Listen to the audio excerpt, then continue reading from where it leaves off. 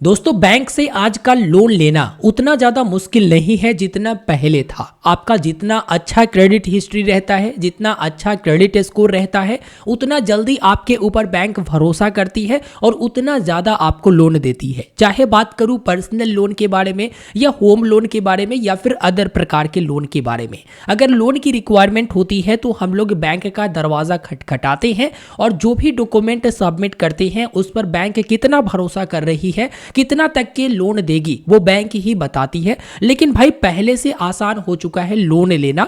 अब आप कोई भी बैंक में ट्राई करते हो जिसमें आपका अच्छा क्रेडिट स्कोर रहता है, आपके पास पर्याप्त डॉक्यूमेंट रहता है, तो आप वहां से काफी आसानी से लोन ले सकते हो। जो लोन आप लेते हो ना, या हम लोग जो लोन लेते हैं बैंक से, वो एक बार में ले लेते हैं कि हाँ मेरे खाते पे अगर 1 लाख रुपया का अप्रूवल मिला है तो 1 लाख रुपया मेरे खाते पे आ जाता है। अब उसका जो चुकता होता है, जो रीपेमेंट हम लोग करते हैं, वो ईएमआई पर करते हैं, किस्त दर किस्त, यानी हर महीने ईएमआई इजी मंथली इंस्टॉलमेंट में पेमेंट कर देती है। अब इसमें अगर आप लोन का ईएमआई चुका नहीं पा रहे हैं तो आपको क्या करना चाहिए? देखिए, लोन का ईएमआई अगर आप नहीं चुका पा रहे हैं तो बैंक आप पर पेनल्टीज लगाती है, काफ़ी सारे चार्जेस लगाती है, जिससे आप पर बोझ बढ़ जाता है और फिर पता चलता है कि यार उसी कर्ज में मैं डूबने लगा। लेकिन अगर आप ईएमआई नहीं चुका पा रहे हैं तो 4 तरीका मैं आपको इस वीडियो में बताऊंगा जिसे आपको जरूर करना चाहिए अगर आप ईएमआई नहीं चुका पा रहे हैं,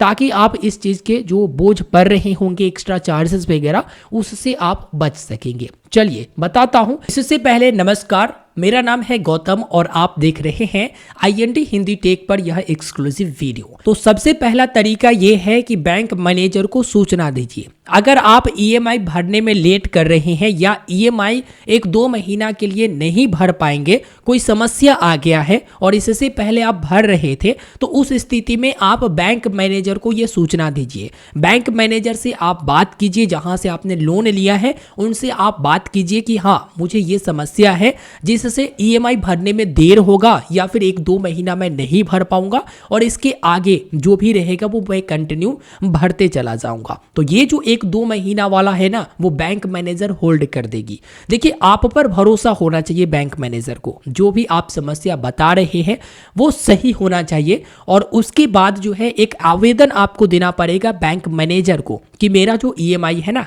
वो होल्ड कर दीजिए। तो आपका ईएमआई होल्ड तभी होगा जब बैंक मैनेजर आपका एप्लीकेशन जो है एक्सेप्ट कर लेंगे।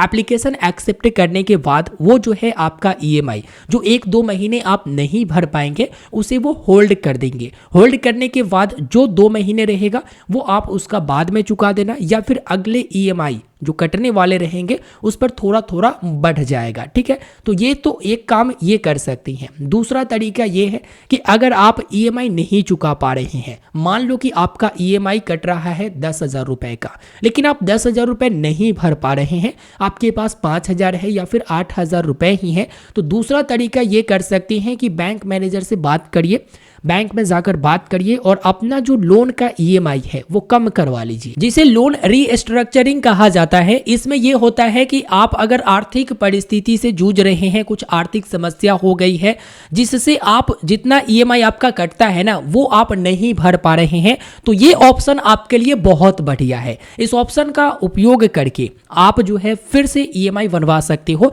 जैसे 5,000 रुपए का या 10,000 रुपए का आपका ईएमआई कट रहा है और उतना नहीं दे पा रहे हो तो उसे कम करवा सकते हो। 5,000 वाले को 3,000 4,000 पर रख सकते हो, जितना आपको लगता है कि मैं हर महीने चुका पाऊंगा। 10,000 वाले को भी कम कर सकते हो। अब जब कम करोगे तो अवधि बढ़ाना पड़ेगा। जैसे पहले अगर 12 महीने के लिए लिए होते तो आप जैसे ही ईएमआई कम करवाओगे वो 1-2 महीना बढ़ जाएगा। जिस तरह से आप कम करवाओगे उस तरह से इधर टेन्योर बढ़ते चला जाएगा। लेकिन ये आपके लिए बहुत अच्छा ऑप्शन रहेगा कि आप लोन रीस्ट्रक्चरिंग करवा लीजिए, जिससे आप जितना भरने में सक्षम है ईएमआई उतना आप भर सकेंगे। थर्ड आपके लिए तरीका है एरियर ईएमआई ऑप्शन को चुनिएगा। एरियर ईएमआई ऑप्शन क्या होता है वो मैं बताता हूं। जैसे कोई भी अगर आप लोन लेते हैं तो उसका ईएमआई पहले ही कट जाता है, मतलब एक एडवांस में ईएमआई कटते चला जाता है। इस महीने में पहले कट गया तो इस महीने का ईएमआई हो गया, फिर अगले महीने में पहले कट गया तो अगले महीने का हो गया।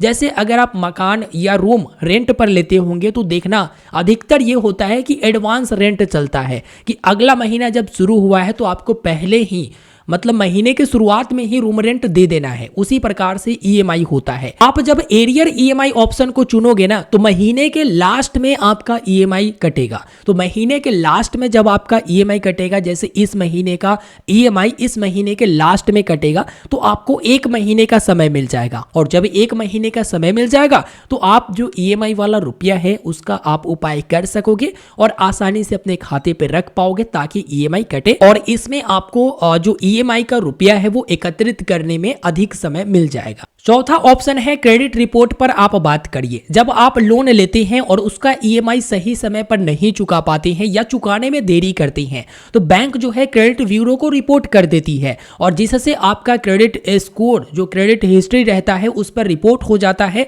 और आपका क्रेडिट हिस्ट्री डाउन होने लगता है। तो इस संदर्भ में बैंक से आप बात करिए और उनको कहिए कि देखो समय पर मैं नहीं चुका पा रहा हूं, ये वजह है, जिससे आप जो है क्रेडिट रिपोर्ट मतलब क्रेडिट ब्यूरो को ये सूचना ना दे। इसके लिए आपको रिक्वेस्ट करना पड़ेगा, लेकिन रिक्वेस्ट आप तभी कर पाओगे जब आप बैंक को भरोसा दिला सकते हो कि हाँ मैं टाइम से, अगली बार से मैं टाइम से जो है अपना ईएमआई चुका दूंगा। अगर बैंक भरोसा कर लेती है तो वो रिपोर्ट जो है बैंक क्रेडिट ब्यूरो को सेंड नहीं करेगी आपके रिक्वेस्ट पर, और उसके बाद आप टाइम से चुकाओगे तो आपका जो क्रेडिट हिस्ट्री है वो भी खराब नहीं होगा। तो ये सब काम आप कर सकते हो, जो कि 4 तरीका का मैंने उपाय बताया जिसमें आपको सुविधा उस तरह के काम कर सकते हो। ये सब चीजें आप ध्यान में रखेंगे अगर लोन लिए होंगे या फिर आगे लेना चाहते हैं और दिक्कत परेशानी होता है। और नहीं, अगर इसमें भी ये कोई बात नहीं बनता है तो आपको ईएमआई भरना पड़ेगा, नहीं भरोगे तो पेनल्टी लगाया जाएगा, चार्जेस लगाया जाएगा और फिर एक एक्स्ट्रा बोझ बढ़ जाएगा, साथ ही साथ आपका क्रेडिट हिस्ट्री भी खराब हो जाएगा। तो जब भी आप लोन लेते हैं ध्यान से लीजिएगा, सोच समझ कर लीजिएगा, ठीक है। और लोन लेने के वक्त ही पूरा चार्जेस वगैरह क्लियर हो लीजिएगा और जितना सक्षम है आप ईएमआई भरने में उतना ही का ही आप ईएमआई बनवाइएगा। अगर आप पहले से बनवा चुके हैं तो बाद में मैंने आपको जो उपाय बताया इस पर जरूर सोचिएगा। मिलता हूं फिर एक नए वीडियो में। वीडियो को लाइक करते हुए अपने दोस्तों तक भी शेयर करिए ताकि उनको भी ये जानकारी मिल सके। और चैनल पर नए होंगे या अभी तक आपने सब्सक्राइब नहीं किया है तो जरूर सब्सक्राइब कीजिएगा। धन्यवाद।